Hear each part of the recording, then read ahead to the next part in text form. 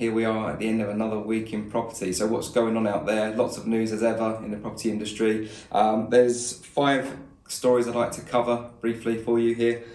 First one is the URPN's story, so that the unique property reference number idea is gathering momentum. It's being backed by the likes of Knight Frank, Savills and Countrywide, and designed to put a reference number, obviously, on every property in the UK.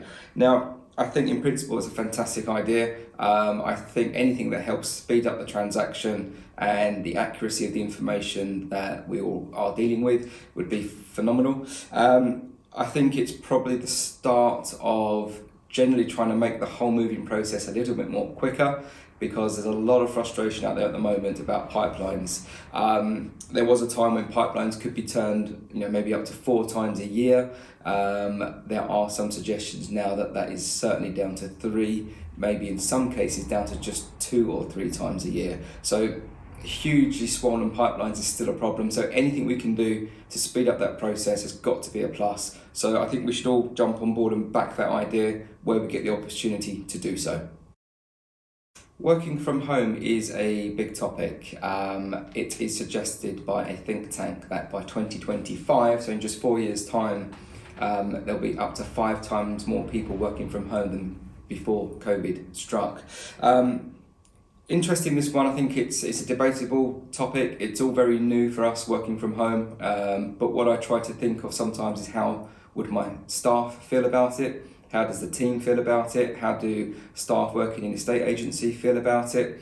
And us, being estate agents and coming from that background, we are a lively bunch. I think we thrive on culture. I think we improve because we're around others who are making us improve, and we can learn a lot from each other within the business by just being in the same room, listening to things, picking up on things, even if it's body language, the way somebody is holding themselves, the way that people are presenting as they come into the office. Are they in a positive mindset or a negative one?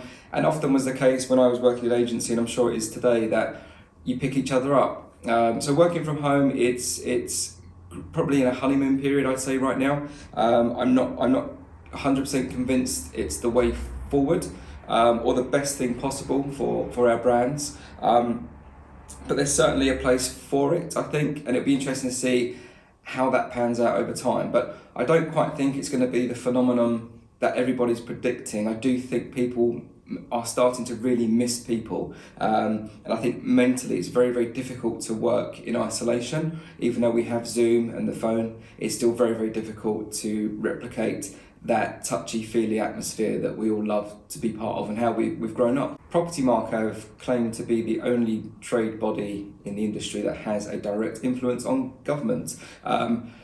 It's a big claim, and they do say they had a lot to do with the grants for estate agents being passed during the coronavirus pandemic.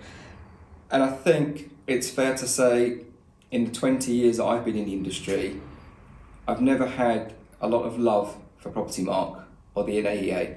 I think people see it as a necessary.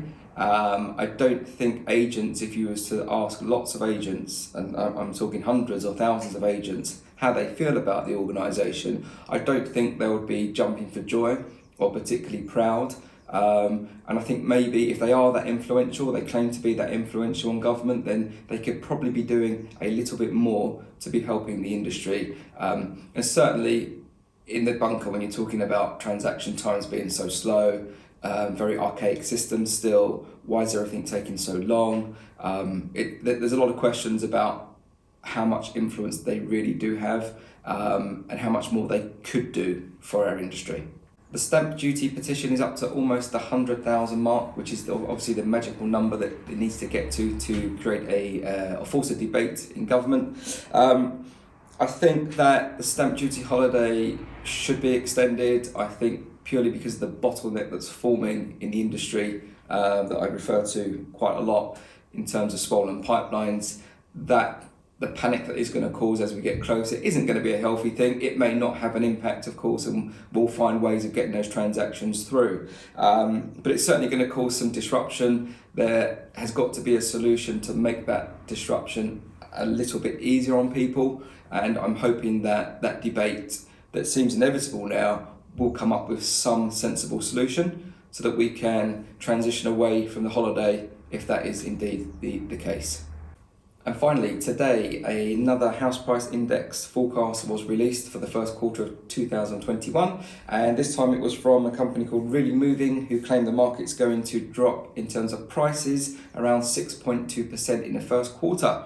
So quite a claim there. I personally don't see that from what I'm hearing in the agency market. It's still very much a case of lots of demand for property and a reduced amount of instructions. And of course, it's all regional, but generally speaking, with a reduced amount of instructions, the prices will remain underpinned fairly strongly. So I'm not too convinced about a 6% plus drop in the first quarter, but let's see what happens. Thanks for watching.